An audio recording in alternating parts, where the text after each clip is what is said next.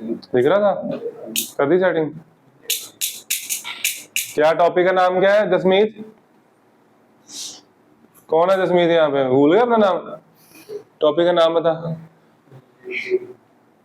अबूरा पढ़।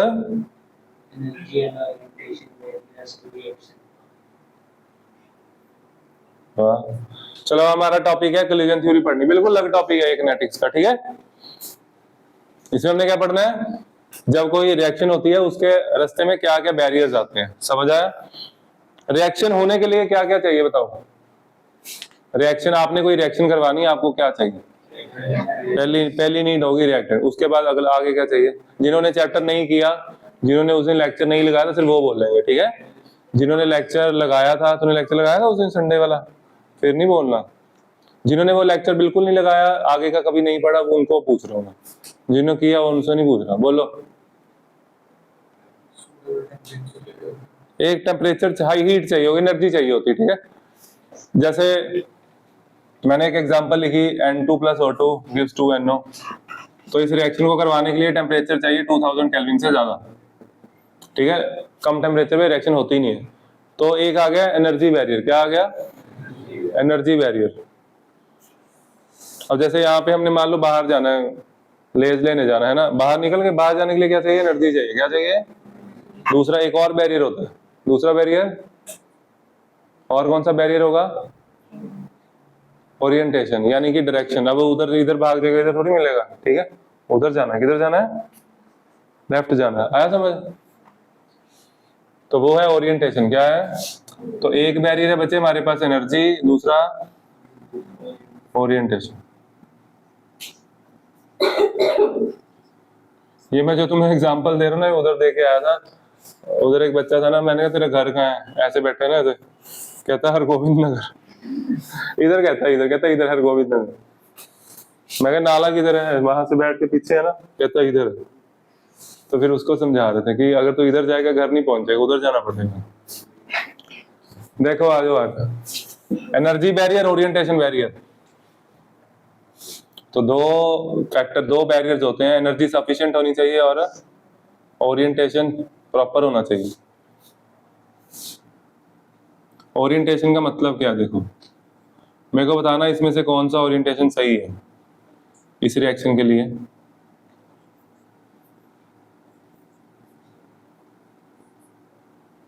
देखो जो मैंने संडे उस दिन क्लास में आपको कराया था चैप्टर, ये उसके साथ आप न्यूमेरिकल वगैरह कर लोगे। एक एक नंबर वाले क्वेश्चन फंसते होते हैं, ठीक है। वो करने के लिए टॉपिक डिटेल में आना चाहिए, मतलब कि बेसिक क्वेश्चंस जो सिर्फ वही बच्चा करेगा जो अच्छे से पढ़ेगा। बहुत जो ऐसे एक एक घंटे करके जाएंगे उनको नहीं होना है।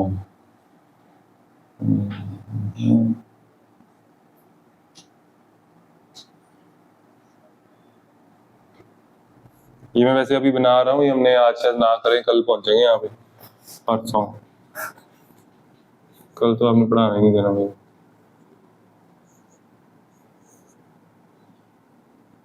ये मैंने आंसर बता ही दिया। इसमें प्रोडक्ट बन गया, इसमें क्या हुआ? इसमें क्या होगा? इसमें क्या होगा बताओ बताओ बताओ। इसमें प्रोडक्ट नहीं ना बनेगा, इसमें ये दूर दूर रहेंगे। क्या होगा? बोलो। इसमें ये दूर दूर रहेंगे, ये प्रॉपर ओरिएंटेशन है। क्या है?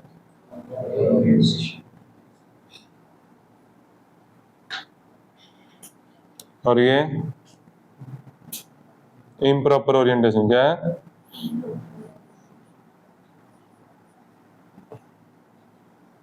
प्रोडक्ट कब बनेगा?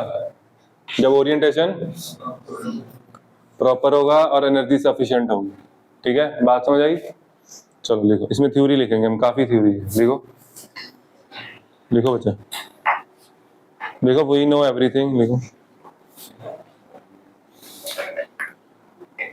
लिखो we have learned that, we have learned that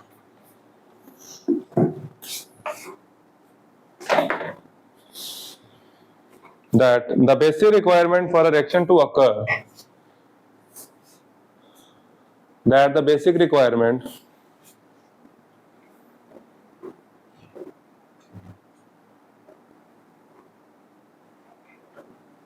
The basic requirement for a reaction to occur is that the reacting species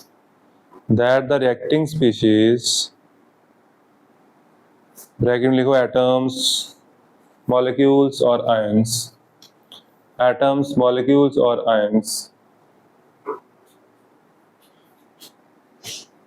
bracket close must collide with one another.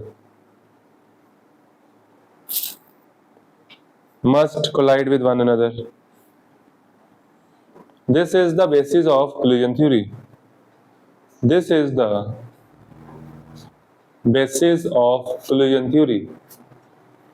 इसको underline कर लो। ये theory जो होती है ना, नोट्स पढ़ने होते हैं बहुत बार।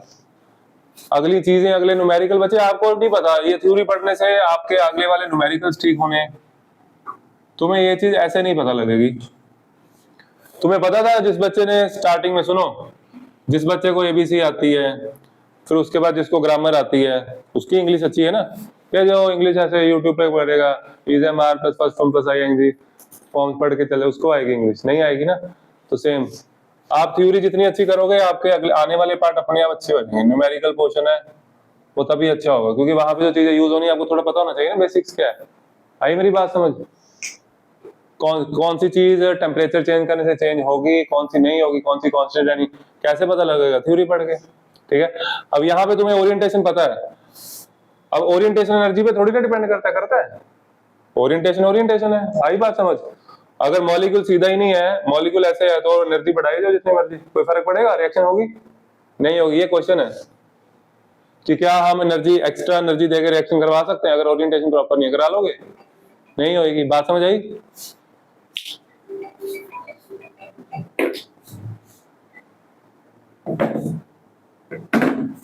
लिखो आगे, collision theory तक लिखा, आगे लिखो this theory was put forward by This theory was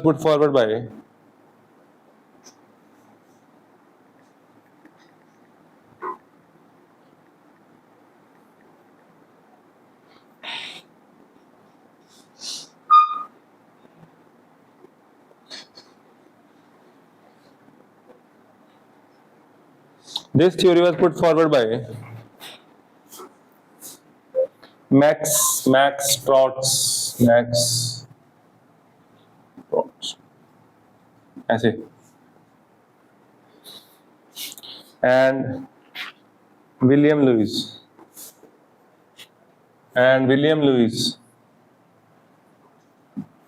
1916 to 1918।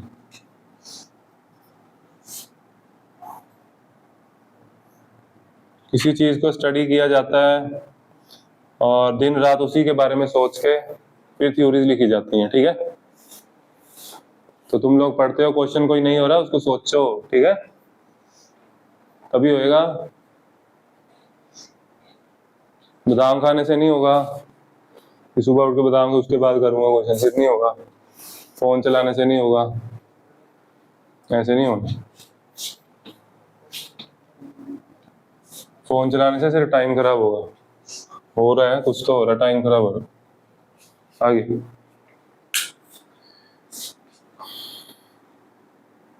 आगे लिखो, नेक्स्ट लाइन में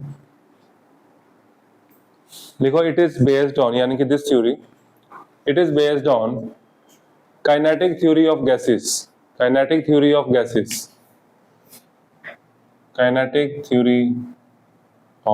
गैसेस आपने +1 में पढ़ी, ठीक है। According to this theory atoms are assume to be, बताओ केटी जी पढ़ी ना? पॉस्टुलेट नहीं आते इसके। According to this theory atoms are assume to be, सबसे बेसिक पॉस्टुलेट क्या है केटी जी का? Atoms are assume to be. Physics में डिलीट थी क्या? Hard face, atoms are assume to be. कोई बात नहीं, मैं कराऊंगा, जो बच्चे एडवांस पढ़ेंगे उनको मैं कराऊंगा। बहुत बढ़िया थ्योरी है ये, हम जंत ने की थी, एक क्वेश्चन भी आया था एडवांस में इसका, बहुत अच्छा क्वेश्चन था वो। बट बताऊं एक बात, उससे हुआ नहीं। करके आया था, कहते मैं कर आया हूँ, पता नहीं आंसर सही नहीं था ज्यादा, बहुत औखा क्वेश्चन था वो। चलो लिख लो, केटी जी तक लिख लिया, आगे लिखो। According to this theory,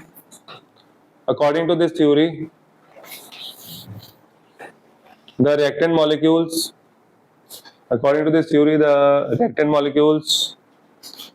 are assumed to be hard spheres. Underline कर लो इसको. Reactant molecules are assumed to be hard spheres. Sir आएंगे ना, सर से थोड़ा सा पूछना, बोलो सर केटीजी के बारे में पॉजिटिव वगैरह बता दो, एक दो बता देंगे सर. मेन यही है, ठीक है. बाकी के आपको इस चैप्टर के साथ रिलेटेड नहीं है, इस चैप्टर में कोई लिंक नहीं है उनका. आगे इसी के साथ लिखो हार्ड स्फीयर्स के बाद, and reaction is postulated to occur,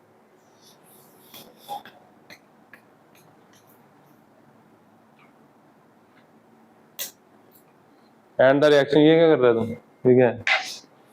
and the reaction is postulated to occur when molecules collide with each other. वो कहता है हार्ड स्फीयर्स होते हैं और मॉलिक्यूल्स को टकराना पड़ेगा अगर रिएक्शन करवानी है, ठीक है. अगर प्रोडक्ट बनाने हैं रिएक्टेंट्स को टकराना पड़ेगा, बैठे बैठे रिएक्शन नहीं होगी, ठीक है. बैठे बैठे कोई काम नहीं होता.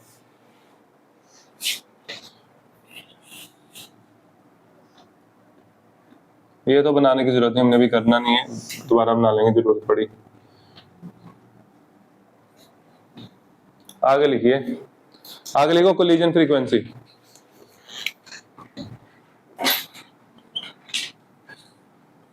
लिखिए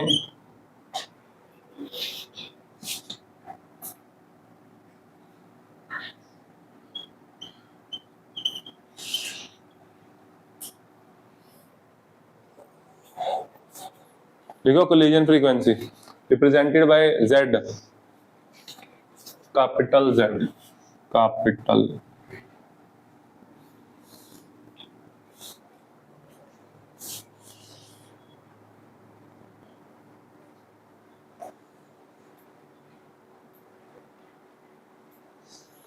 बच्चे 1 सेकंड में कितने कोलिजन होते होंगे? 1 मोल गैस अगर आपके पास 1 मोल गैस है, 1 सेकंड में कितने कोलिजन हो जाएंगे? 1 मोल मतलब कितने पार्टिकल्स हो गए?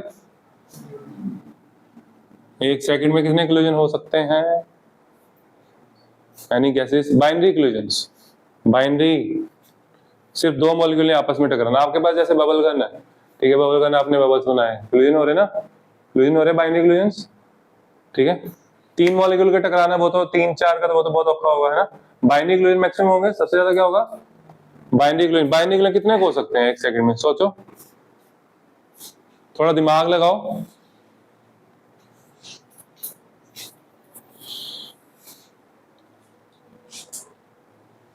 सोचना ही है, बोल दो कुछ भी. कितने बोल रही है हिमांशी? वामसी कितने कह रही है? बताओ हिमांशी. क्या? उधर भी एक बच्चे ने आंसर दिया था Na/2. अच्छा आंसर था, आंसर सही नहीं है ये, बट फिर भी ठीक है कि चलो सारे मॉलिक्यूल्स आपस में टकरा गए तो कोलिजन्स कितने हुए? Na होने चाहिए, Na/2 क्यों होने चाहिए? मैंने ये थोड़ी पूछा है कि कोलाइड होने के बाद जुड़ गए वो कितने रह गए. मैंने ये पूछा है? मैंने ये थोड़ी कहा कि 2 बबल्स आपस में टकराए और वो जुड़ गए, पार्टिकल्स अब कितने रह गए, ऐसा तो कहा ही नहीं. बट Na/2 के पीछे एक और थोड़ा सा लॉजिक है, कोई बताएगा? हाँ, 2 मॉलिक्यूल टकरा रहे हैं तो कोलिजन्स तो अपने आप ही हाफ हो जाएंगे, ये भी तो है. 2 मॉलिक्यूल जब टकराएंगे कोलिजन्स, हाँ, तो 10⁻23 लगभग सही आंसर है ना. बट थोड़ा सा आंसर और थोड़ा वेरी करता है. एग्जैक्ट आंसर है ये 10⁻25 to 10⁻28, ठीक है. बाइनरी कोलिजन एक हुआ, साथ के साथ दूसरा पार्टिकल भी जैसे वो अलग हो रहा है तो साथ ही दूसरा भी टकरा सकता है. आगे समझ. लिखो, इसको बोलते हैं कोलिजन फ्रीक्वेंसी. लिखो the number of collisions that take place. अच्छा लिख पुत्र, अच्छा लिखे हैं, तेज हो थोड़ा. अब लिखो the number of collisions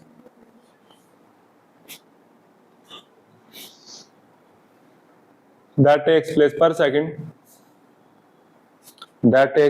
second आज वाला लेक्चर ना वो फैराडे का मैंने रिकॉर्ड किया था, वो देख लेना, ठीक है। इसको फैराडे लॉ नहीं आता, सिर्फ वो इलेक्ट्रोलिसिस नहीं कराई क्योंकि इलेक्ट्रोलिसिस की वेटेज कम है और उसको करने में टाइम ज्यादा लगता है, ठीक है। तो वो थोड़ी खुद करो। कल एक डाउट सेशन ले लूंगा, कल का दिन है तुम्हारे, सुबह लूंगा, आ जाना इसमें आना होगा।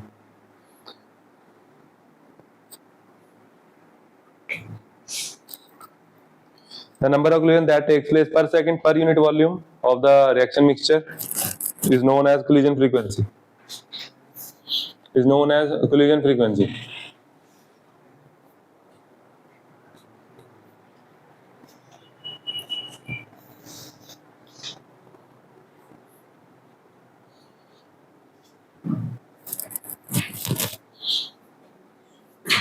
Is known as collision frequency. आगे लिखो.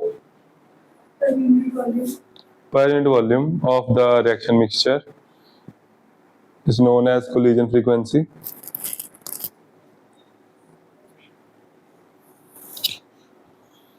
मिट्टी थोड़ी दूर नहीं है चेयर, ऐसे कुछ ऐसा नहीं लगता? लगता है ये चीज फील हो रही है ना, यहाँ ऐसे होनी चाहिए ना, ये पट्टा पुट्टा होना चाहिए ना। चलो कोई नहीं, एक्सपेरिमेंट फेल सही है, थोड़ा बहुत ठीक है, चलो, है ना। मतलब फुली कंफर्टेबल नहीं बंदा इस पे। चलो आगे लिखो।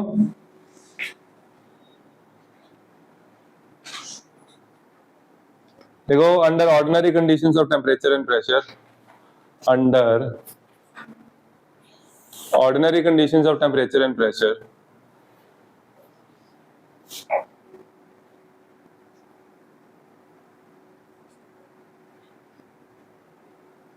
comma, in a gaseous system,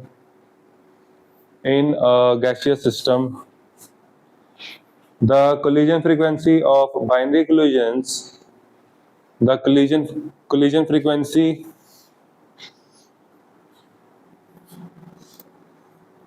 of binary collisions is of the order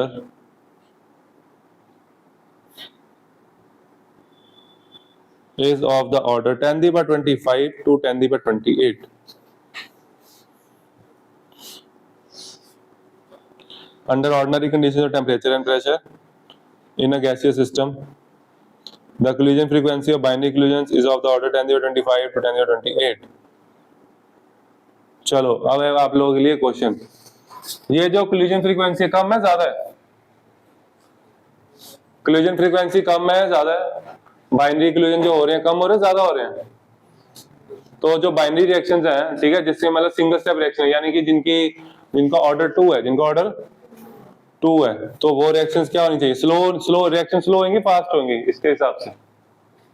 अगर कोलिजन फ्रीक्वेंसी ये है तो रिएक्शंस क्या होनी चाहिए? Slow fast. बोलो, रिएक्शन फास्ट होनी चाहिए ना, बहुत ज्यादा कोलिजन हो रहे हैं, 1 सेकंड में कोलिजन हुए, रिएक्शन फास्ट होनी चाहिए। फिर सारी रिएक्शन फास्ट होती हैं? यस और नो? सारी रिएक्शंस स्लो फास्ट नहीं होती है ना, वेरी करती है। सारी रिएक्शन फास्ट नहीं होती, बहुत सारी रिएक्शन बहुत ज्यादा स्लो है। तो इसका मतलब क्या हुआ? क्या उसमें ये कोलिजन्स नहीं हो रहे होंगे? तो कोलिजन्स तो हो ही रहे हैं। फिर उसमें फिर 2 चीजें आती हैं, है ना। ये वाले सारे कोलिजन्स इफेक्टिव नहीं है। क्या नहीं है? इफेक्टिव। क्या नहीं है? इफेक्टिव कोलिजन होता है जिसमें प्रोडक्ट बने। इफेक्टिव कोलिजन क्या होता है? Which leads to product.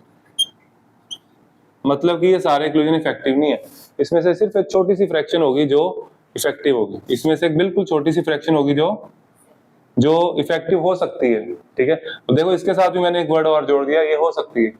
मतलब कि ये वो मॉलिक्यूल्स हैं जिनके पास एनर्जी सफिशिएंट है, जिनके पास, मान लो इतने में से 10 की पावर 2 मॉलिक्यूल है जिनके पास एनर्जी क्या है? सफिशिएंट है। मतलब कि ये इफेक्टिव कोलिजन, ये इफेक्टिव कोलिजन देंगे। ये इफेक्टिव में करवा भी सकते हैं, हो सकता है ना करवाए, ये भी तो है साथ में। ऐसा कब होगा? देखो मैंने ये बोला ये वो फ्रैक्शन है जिनकी एनर्जी सफिशिएंट है, इसका मतलब ये वाले पार्टिकल्स इफेक्टिव कोलिजन करवा सकते हैं ना, लेकिन हर बार नहीं करवाएंगे। क्यों? हाँ, क्योंकि इनमें से भी ऐसे होगा कि कुछ पार्टिकल्स जिसमें ओरिएंटेशन प्रॉपर है और कुछ में ओरिएंटेशन इम्प्रॉपर है, तो इफेक्टिव तो सिर्फ यही होंगे। मान लो 10 इधर 10 इधर, समझ आया? तो ये जो है, ये वाली जो फ्रैक्शन है, ये है इफेक्टिव कोलिजन वाली, समझिए? तो सारे पार्टिकल्स जिनके पास एनर्जी सफिशिएंट है, सारे पार्टिकल्स इनमें, इसमें से वो फ्रैक्शन जिसके पास एनर्जी सफिशिएंट है, ओरिएंटेशन प्रॉपर नहीं है, तो वो इफेक्टिव कोलिजन नहीं करवा सकता, सही है? और जिसके पास, मान लो जो बाकी के बचे, हो सकता है 10⁻24 बच गए, है ना, बचे रहे, उनके पास एनर्जी नहीं है, आ गया समझ? वो तो वैसे ही चले गए, ये गए। फिर ये वाला पॉइंट आया, इफेक्टिव कब होगा? जब एनर्जी सफिशिएंट, ओरिएंटेशन प्रॉपर, आ गया समझ? ठीक है, तो लिखो, ये थ्योरी लिखनी, हमने अभी यहां पहुंचना है, उसके रास्ते में थ्योरी आती है थोड़ी सी, लिखो। लिखो, if all the collisions are effective, if all the collisions are effective in forming the products, if all the collisions are effective in forming the products,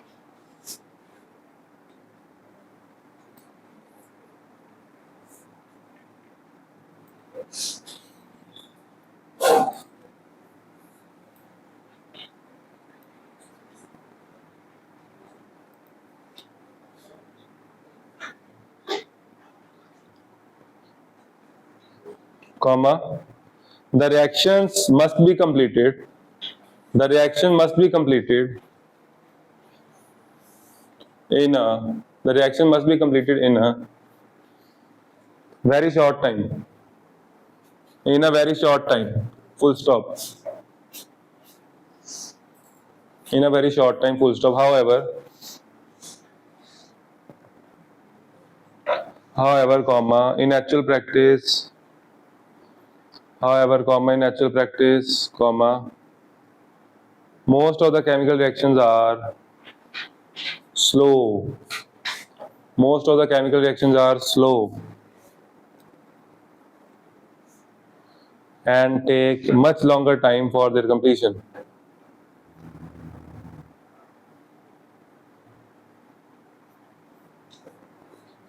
And take much longer time for their completion.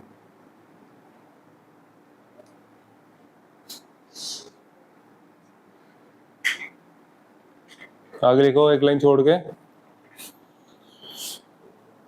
लिखो, this means that all the collisions among the reacting species, all the collisions among the reacting species at a given temperature, को underline कर लो, at a given temperature are not effective in bringing about the chemical reaction, are not effective in bringing about the chemical reaction.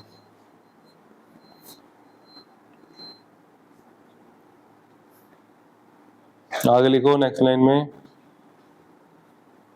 लिखो, the collisions which actually produce the products. Next line में लिखो, the collisions which actually produce the products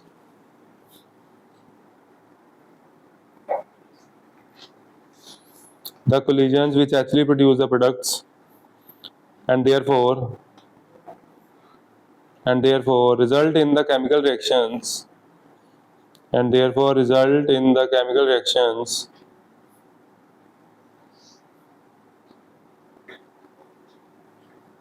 are called effective collisions.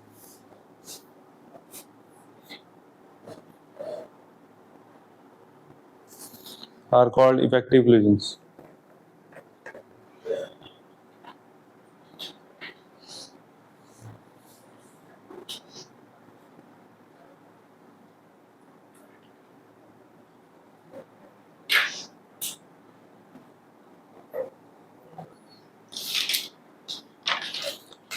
Underline कर लो इसको, effective collision की definition है ये। आगे चलें, आगे लिखो, there are two important barriers to a reaction. There are two important barriers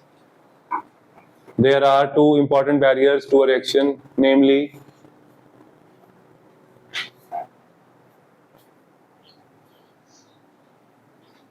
there are two important barriers to reactions, namely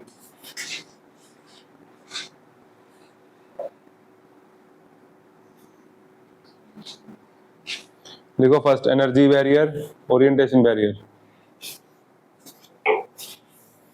energy barrier, orientation barrier.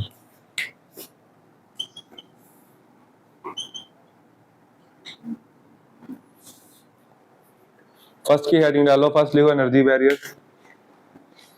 Energy barrier की बच्चे थ्योरी लिख लेना, वैसे दोनों की लिख लेना, यहाँ तक हमारा खत्म हो जाएगा टॉपिक। भेज देता हूँ, सारा ही लिखना है। मैं लिखवाता हूँ साथ साथ, तब तक लिखो। एनर्जी बैरियर में लिखो, देखो for the reacting species to make effective collision, for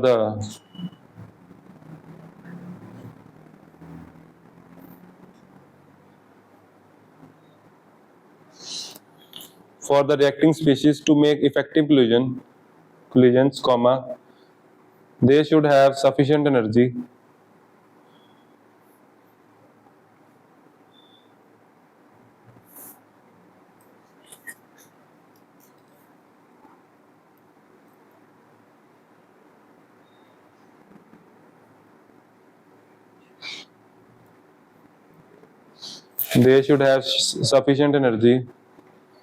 to break the chemical bonds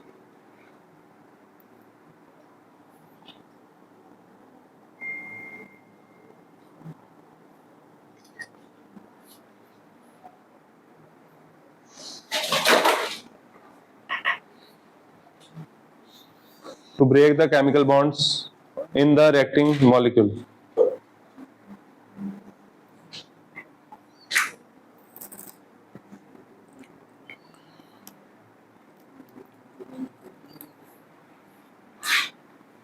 Sufficient energy to break the chemical bonds in the reacting molecules. उसके कहने का मतलब है कि जब पार्टिकल टकराएं तो क्या हो, रिएक्टेंट के मॉलिक्यूल्स के बॉन्ड टूट जाएं। जैसे हमने NO2 बनाया था, है ना, रिएक्टेंट के मॉलिक्यूल टूटेंगे तभी प्रोडक्ट बनेगा। आगे लिखो, आगे नेक्स्ट लाइन में लिखो, एनर्जी बैरियर के अंदर ही उस एनर्जी का नाम बता रहा, लिखो minimum amount of energy, the minimum amount of energy that the minimum amount of energy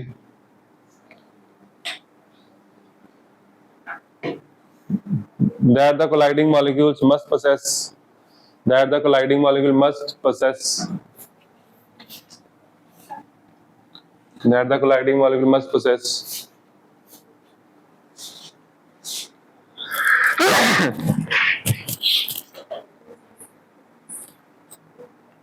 P O double S E double S is known as threshold energy, is known as threshold energy.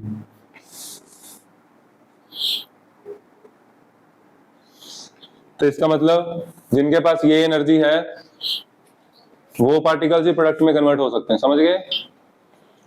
ये भी लिख लो, देखो this means that only those collisions of reactants, this means that only those collisions of reactants will give products, this means that only those collisions of reactants will give products which possesses energy greater than threshold energy. पहला point तो मैंने लिखवा ही दिया सारा, तो आगे अगला point वो मैं समझा देता हूँ, आप लिख लेना। अगला पॉइंट लिख लो, ओरिएंटेशन बैरियर। मैं शॉर्ट में बना रहा हूँ समझाने के लिए, आप नोटबुक से बनाना, ठीक है बच्चे?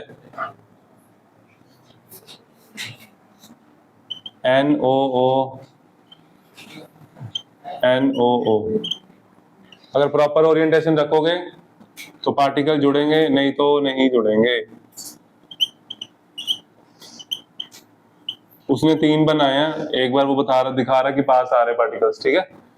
तो अगर इम्प्रॉपर रखोगे, अगर ऐसे रखोगे तो बात नहीं बनेगी। ONO तो पार्टिकल्स दूर फिर से दूर चले जाएंगे दोबारा।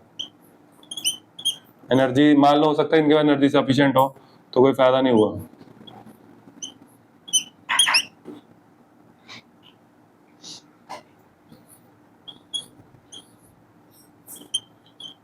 ठीक है, ये आपको नोट्स में से लिखना। इम्प्रॉपर ओरिएंटेशन, एक और एग्जांपल लिख सकते हो इसकी SN2 की, वो भी लिख दो।